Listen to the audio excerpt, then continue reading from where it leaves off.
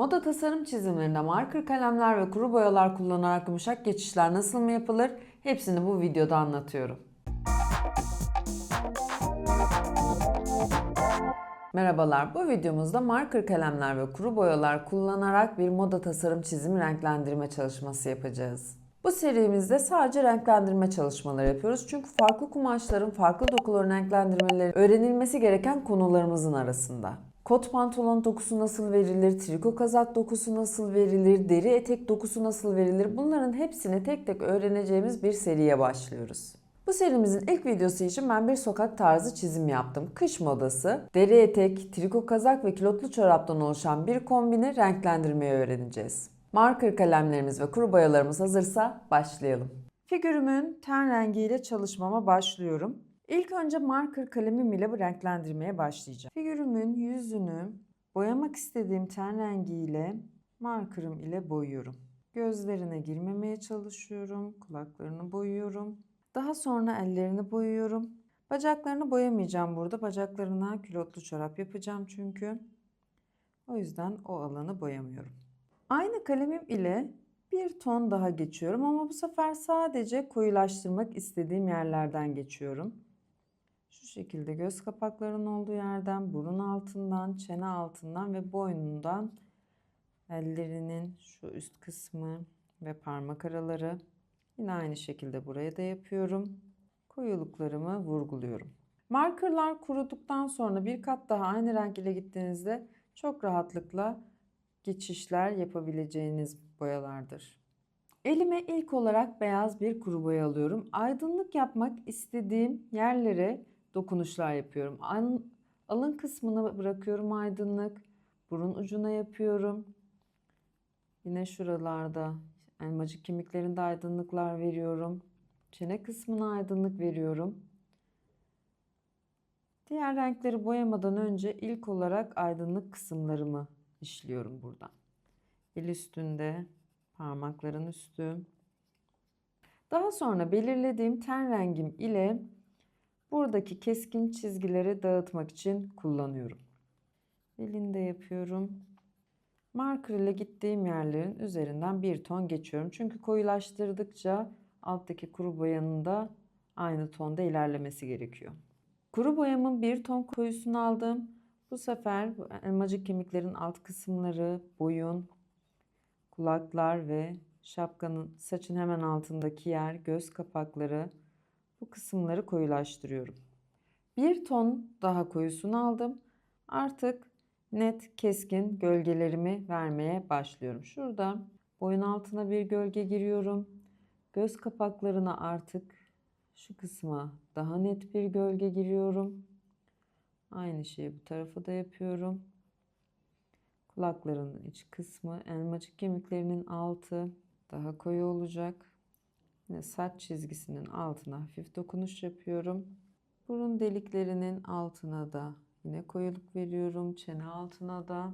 Ellerine geldiğimde ise şu parmaklarının çizgilerinin olduğu yere koyuluk veriyorum. Bir de kıyafetin tam bitim kısmına gölgeleri vurgulamak amaçlı. Şimdiden figürümün yüz hatları ortaya çıkmaya başladı. Pembe bir kalem alıyorum. Elmacık kemiklerine pembe bir allık yapıyorum. Bu kısımları hafif renklendiriyorum. Şurada elimi kaldırıyorum. Burada daha yoğun yapıyorum. Bu kısımda bastırıyorum daha yoğun. Buruna yaklaştıkça hafif kaldırıyorum. Gözlerine mavilik katıyorum. Bunları direkt kuru boyayla yapıyorum. Çünkü çok küçük ince ayrıntılar. Yine göz kapaklarına hafif mavilikler katıyorum. Çünkü kıyafetinde mavi yapacağım. Bu kısımları birazdan teknik çizim kalemiyle detaylandıracağım. Dudağında kırmızı bir ton kullanmak istiyorum. İlk önce markerımla küçük bir dokunuş yapıyorum. Kullandığım markerdan bir ton koyu bir kırmızı kuru boya ile koyulaştırmak istediğim kısımları koyulaştırıyorum. Gözlerini netleştiriyorum. Kaşlarını netleştiriyorum. Burun çizgilerine de girmiyorum. O alanları daha doğal bırakmak için. Şu alanda hafif bir boyunda netleştirme yapıyorum. Her yere çizgi vermiyorum.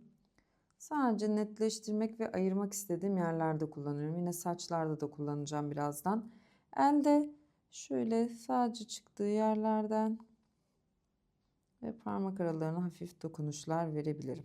Karakterimin yüzünü tamamladıktan sonra kıyafetine geçiyorum. Üzerine mavi bir kazak yapmak istiyorum. Çok canlı bir mavi olmasını istiyorum bunun. Şu şekilde bir mavi seçtim. Her yerini boyuyorum. Daha sonrasında koyuluklarını katacağım üstüne. İlk önce her yeri bu renk bir mavi olacağı için şu alanlarda forma uygun bir tonlama yapıyorum. Bombe bir yer çünkü burası. Yine burası bombe olduğu için bu alanda. Burası daha düz geliyor. Çizgi yönlerim önemli. Bakın şurada içeri girip omuzda geri çıkıyorum. Yine şurada bir koyuluk var. Burası bombe bir alan. Şurada bir kırışıklık ve bombe var. Bunların hepsini tek tek vurguluyorum. Göğüs kısmında yine bombeli bir şekilde boyuyorum. Düzelttim. Diğer tarafa doğru bombe yapıyorum. Şimdi üstten yukarıdan aşağıya geleceğim. Ortada birleşecek fırça darbelerim. Ortada birleşiyor. Şuradan geldim. Bu kısma henüz girmiyorum. Yine burada omuzu dışarı doğru yapıp diğer kısımları aşağı indiriyorum. Forma uygun bir şekilde tonlama yapıyorum. Şu alanda bir kırışıklık var. Bu alan kurumaya başladıktan sonra aynı boyam ile bir kat daha hafif bastırarak geçiyorum. Burada neye vereceğim? Gölgeleri vermiş olacağım böylece. Şu alanda var. Şöyle bir gölge veriyorum. Yine şurası gölge olacak. Şurası gölge. Şu alanı ayırıyoruz. Burada gölgemiz var. Gölge yerlerini belirleyip aynı şeyi şu boğaz altına da yapacağım. Şuradan beri geliyorum. Ortada birleştireceğim çizgilerimi. Buradan atıyorum. Buradan attım ve ortada birleştirdim. Aynı şeyi alt tarafta da yapıyorum. Kısmı bir kat ayırıyorum. Yine şurası da koyu olsun. Şimdiden çok güzel görünmeye başladı çalışmamız. Az önce kullandığım mavimin bir ton koyusunu alıyorum. Çok ince ayrımlar atıyorum burada. Yaptığım gölgelendirmelere şu çizgilerimi koyulaştırıyorum artık. Burada boyunu ayırıyorum. Buradaki kırışıklıkları ayırdım. Şurayı ayırıyorum kemerden. Burası da koyu kalacak. Yine aynı şekilde burası, şu alan, bir de kolun ayrımı. Boğaza geldiğimde de burayı ayırıyorum. Şuradan bir koyuluk başlayacak. Boyutlu bir görünüm vermek istiyorum. Burada kullandığım mavinin aynı tonunu bularak şimdi üzerinden boşluklarını kapatacağım. Zeminde kullandığım mavinin aynı tonu ile bir kuru boya elime alıyorum. Şuradaki boşlukları kapatıyorum. Üzerinden gidiyorum. Burada biz marker'ı zemin olarak atmış oluyoruz aslında. Her yeri boyamıyorum. Gölge bırakmak istediğim alanlarda biraz daha fazla bastırıyorum. Bakın şu kısımda hemen fark edeceksiniz zaten görüntüyü. Şu alan daha koyu olmasını istiyorum. Bu kısımların bombeli durmasını istiyorum. Kuru boya bunlara yön verecek. Geliyorum açık yerlerde boyuyorum. Buna çok fazla beyazlık katmayacağım. Çünkü bu bir triko kazak ve çok fazla parlamaları olmuyor. Yine şu çıkıntı kısımlara çok hafif şöyle çizgisel görüntüler vereceğim. Omuzlarda veriyorum. Burada yakanın şu kısmında vereceğim. Şu alanda verebilirim. Göğüs kısmında hafif verebilirim çıkıntı olduğu için. Omuzlara geliyorum. Kolun şu kısmında yapacağım ve uç kısmında yapıyorum. Daha sonra çok daha koyu bir mavi elime alıyorum ve şuradaki ayrımdan çok içeri girmiyorum. Şu şekilde hafif tonlamalar yapıyorum. Burada yapıyorum. Şu kolda yapıyorum bunu. Yine aynı şekilde boyunda yapacağım. Şu kısma biraz daha koyuluk katıyorum. Şuraya katıyorum koyuluklarımı. Gölgeyi kattığımız an resmimiz 3. boyuta geçiş yapıyor. O yüzden bu koyuları girmekten korkmayın. Bunlar sizin için çok daha hoş bir görüntü sağlayacak. Şu tarafı da yapalım biraz. Bakın böyle girintiler, çıkıntılar yapıyorum. Gölgeleri hafif vurguluyorum buradan. Şu alana şöyle çok küçük dokunuşlar yapabilirim. Şuradan çıkıntılar. Yine benim şurada da aslında bir kırışıklığım var. Bunu da şuraya hafif bir koyuluk vererek ortaya çıkaralım. Boyun kısmını netleştiriyorum iyice. Göğsün yan tarafını iyice koyulaştırıyorum. Bu kol zaten arkada kalıyor. Yine bu kol arkada kaldığı için buraları da biraz daha koyulaştırıyorum. Kıyafetinin üst kısmını tamamlıyorum şimdi. Aynı renkten ona çorap yapmak istiyorum ama birazcık daha şeffaf bir görüntü elde etmek istiyorum. Burada ilk kullandığım mavinin biraz daha açığıyla boyayacağım. Şu şekilde seyrek çizgiler atıyorum. Kısmı koyu verebilirim. Diz kısmında daha seyrek çizgiler atacağım. Aşağıdan yukarı atıyorum buradan. Bastırmıyorum hiç. Şimdi ikinci katı geçmek istediğim yer, birincisi buram, ikincisi şu kısımlar ve diz. Bakın buradan çizgi çizgi atıyorum. Bazı yerler daha açık, bazı yerler daha koyu kalıyor böylece. Aynı şeyi diğer bacağa yapıyorum. Şu arada bir boşluk var. Aşağıdan yukarıya geldim. Burada da ayakkabının bitiminden yukarıya doğru çıkacağım. Şuraya tekrar bir koyuluk veriyorum. Aynı şeyi şuraya yapacağım. Dizin olduğu yerleri koyulaştırıyorum. Yine eteğin alt kısmından koyuluk veriyorum. Bu sefer bütün hamlemi aynı boyam ile yapacağım. Şu koyuluklara çok girmeyeceğim. Çünkü bu sefer bu şeffaflığı kaybetmiş olurum. Daha yoğun bir görüntü elde etmiş olurum. Açık tondaki kuru boyam ile koyu olmasını istediğim yerleri boyuyorum. Şu alanlara yine girmiyorum. Çok hafif bastırmadan geçiyorum üstünden. Ama şurada bastırıyorum. Yine burada da bastırıyorum.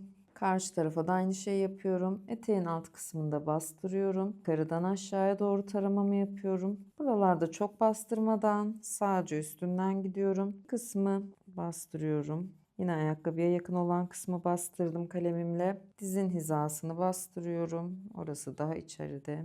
Şu kısım dışarıda olduğu için aydınlık kalacak. Beyaz boyamı alıyorum. Biraz aydınlıklar katıyorum. Ve renkleri hepsini birbirine ediyorum. Her yerin üzerinden geçiyorum. Kazakta kullandığım koyu mavi ile çok küçük dokunuşlar yapacağım. Ne yapacağım? Etek ve bacağı birbirinden ayıran yere şöyle gölgeler vereceğim biraz. Çok değil, bastırmadan neredeyse küçük küçük dokunuşlar olacak. Şuralarda kesişim yerlerine yapacağım bunu. Ayakkabının çıktığı yer, dizin kısmı. İki bacağın birleşim yerine yapıyorum ki birbirinden ayrılsın diye. Şurada bir kemik görüntüm var. Evet, dizlerinin yerine de vurguladıktan sonra çorabını bitiriyorum ve ayakkabılara geçiyorum. Ayakkabılarda koyu bir mavi kullanmak istiyorum.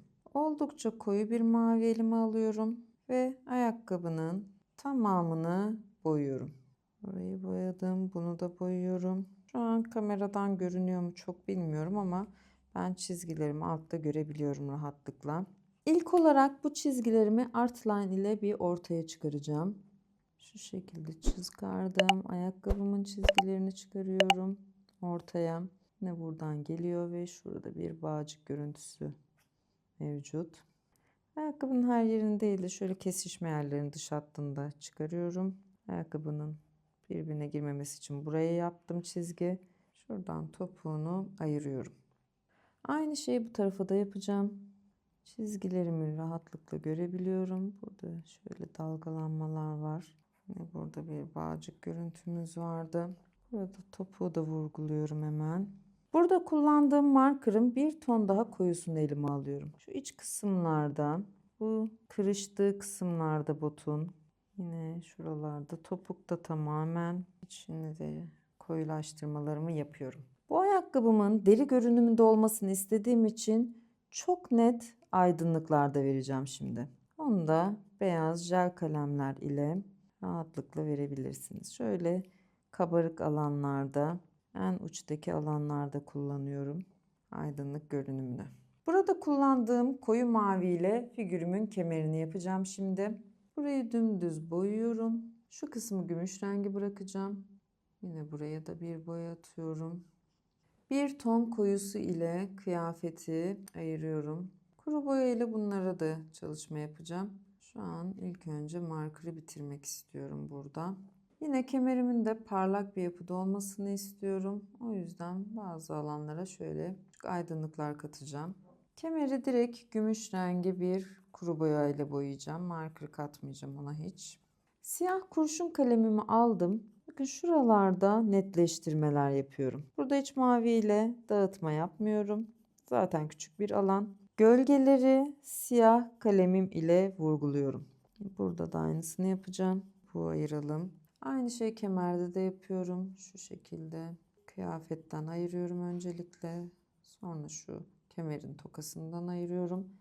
Kemerin tokasını da dış hattını siyah kalemim ile bir netleştiriyorum.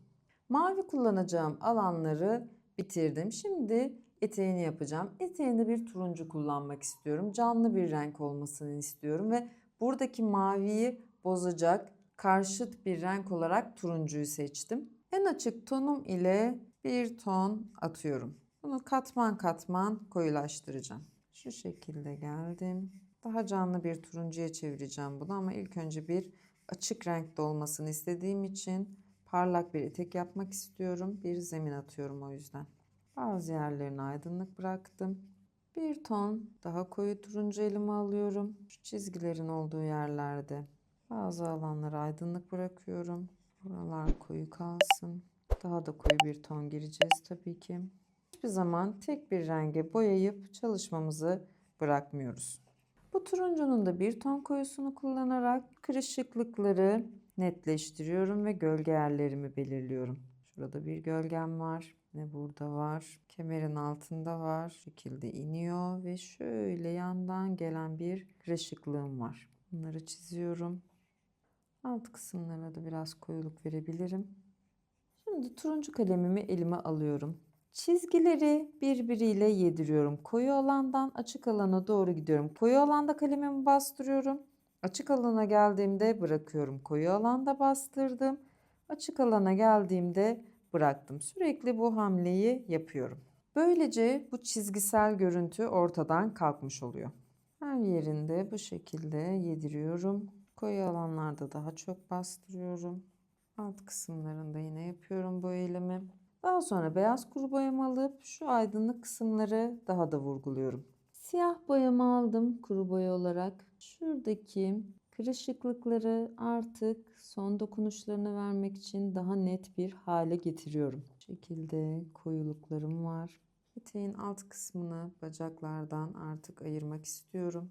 Burayı iyice koyulaştırıyorum. Şu şekilde kırışıklıklar var. Şurada düz bir çizgimiz vardı. Şuradan gelen bir kırışıklık var. Kemerin altına bolca kırışıklık ekliyorum. Net turuncu görünümünü biraz kırmak istiyorum. Beyaz kalemimi alıyorum ve çok net aydınlıklar vereceğim. İnce ince kılımdan başlayıp inceleyecek geniş bir aydınlık veriyorum burada. Buraya yine aydınlıklar veriyorum. Hafif deri görünümü elde ettirmeye çalışıyorum bu aydınlıklar ile. Her yere şöyle küçük küçük aydınlıklar ekliyorum. En çok bu kısma ekleyeceğim. Işık buradan almış. Eteğinde kullandığım turuncuyu şapkasında da kullanıyorum. Eteğini tamamlaması için turuncu bir şapka yapıyorum. Bir ton koyusunu aldım. Kırışıklıkların yerlerini belirliyorum ve şu alt kısmı.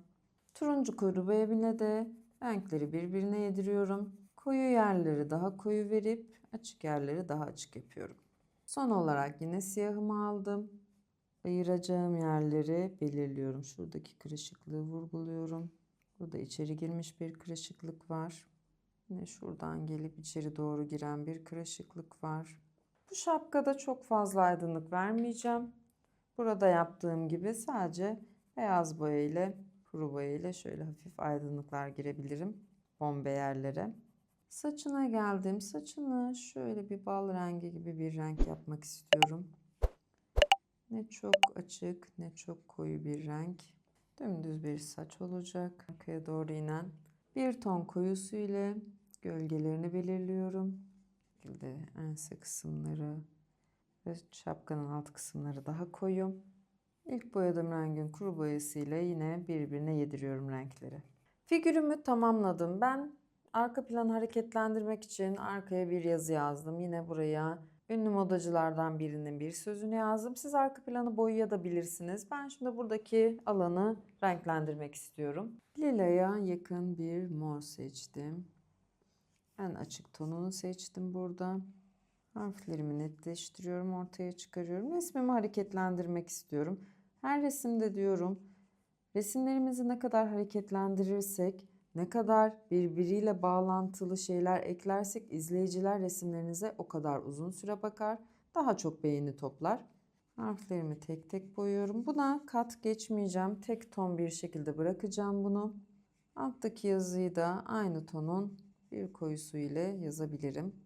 Ya da direkt siyah yaparım orayı. Şöyle çok dikkat de çekmedi ama arka planı da doldurmuş oldu. Kadının önüne de geçmedi. Gayet güzel bir renk ile arka planı da tamamladım. Şimdi yazımı da tamamlayıp çalışmamı bitiriyorum. Yazımızın içini dolduruyorum. Fırça uçlu teknik çizim kalemim ile yazımın içini dolduruyorum. Bu kalemi seçmemin sebebi bazı yerlerde geniş, bazı yerlerde çok rahatlıkla dar etkiyi yapabiliyor. Bastırdığım zaman daha kalın görünüyor. Bastırmadığımda daha ince bir çizgi elde ediyor. Ben yazımı tamamlarken sizden kanalıma abone olmanızı rica ediyorum. Yorumlarınızı ve beğeninizi bekliyorum. Ne kadar çok destek olursanız ben de o kadar çok üretip yeni videolar çekebilirim. Sizlerin taleplerine göre, ilgisine göre, istediğiniz tarzlara göre ilerleyebiliriz videolarımızda. Yapmakta zorlandığınız, yapılışını merak ettiğiniz şeyleri yazabilirsiniz. Onlar üzerinden de videolar çekerim. Resmimiz bitti. Bir sonraki videomuzda görüşmek üzere. Kanalımıza abone olmayı unutmayın. Takipte kalın.